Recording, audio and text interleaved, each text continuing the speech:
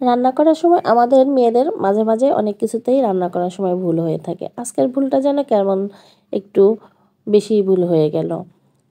এই যে মাংস দেখতে পাচ্ছেন, এটা আমার ফুপু শাশুড়ির মেয়ের ঘরে ছেলে হয়েছে, সেই ছেলেটারই আকিকার মাংস। অর্থাৎ আমার ফুপু শাশুড়ি এই মেয়ে আমার ননদ, আমার বিয়ের বেশ কয়েক বছর পরে ওর বিয়ে হয়েছে এবং ও আমাদের বাসায় মাঝে মাঝে বেশ আড্ডা হতো এবং আমার সাথে খুব সুন্দর একটা সম্পর্ক।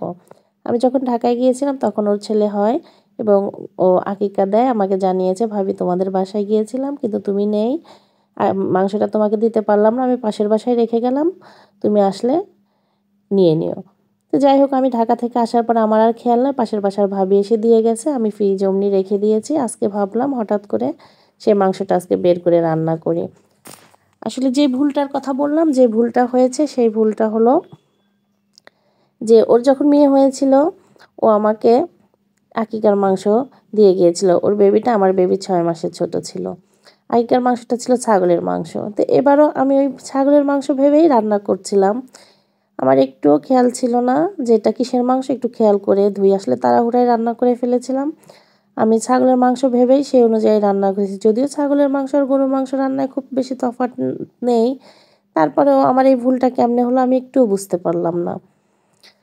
আমি এই তো হলুদ, মরিচ, লবণ, আদা, রসুন, পেঁয়াজ, তেজপাতা, গরম মশলা, লবণ, তেল সব কিছু দিয়ে মাখিয়ে হাঁড়িতে আমি রান্নাটা বসিয়ে দিয়েছি।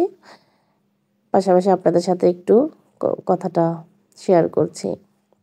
তো আমার রান্নাটা মোটামুটি কষানো হয়ে গেছে। এরপরে আমি পাশের চুলায় গরম পানি দিয়েছি, গরম পানিটা এই মাংসের ভিতরে দিয়ে দেব, দিয়ে রান্নাটা মোটামুটি রেডি। এই পাশে আমি ভাত বসিয়ে দিয়েছি, ভাতে আমি একটু মিষ্টি কুমড়া ভর্তা এবং ছিম ভর্তাও করে নিয়েছি।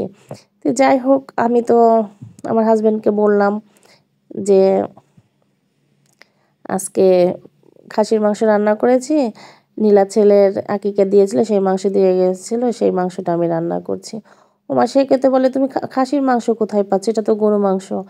আমি তো পুরাই হা হয়ে গেছি। আমি আসলে সত্যি খাসির মাংস ভেবেই এতক্ষণ রান্না করছিলাম।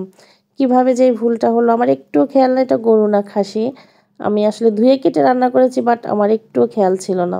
আমার মেয়েও বললো, মা তুমি কি গরু আর খাসি চেনাও ভুলে গেছো, কোনটার মাংস তুমি সেটা। আসলে আমার আইডিয়া যে আকিকার মাংস আমরা মধ্যবিত্ত সাধারণত ছাগল দিয়ে থাকি, আমি ছাগলের মাংস ভেবেই রান্না করেছি, অর্থাৎ খাসির মাংস ভেবে আমি রান্না করেছি। যাই হোক, ফাইনালি কিন্তু তরকারিটা বেশ মজা হয়েছিল। আমার হাজব্যান্ড বলল, আচ্ছা তুমি যাই ভেবে রান্না করো না কেন, তরকারিটা কিন্তু খুব মজা হয়েছিল। আপনারা এইভাবে রান্না করতে পারেন, ভালো লাগবে আশা করি। আজ এই পর্যন্তই। সকলে অনেক বেশি ভালো থাকবেন, আমার জন্য দোয়া করবেন। আসসালামু আলাইকুম।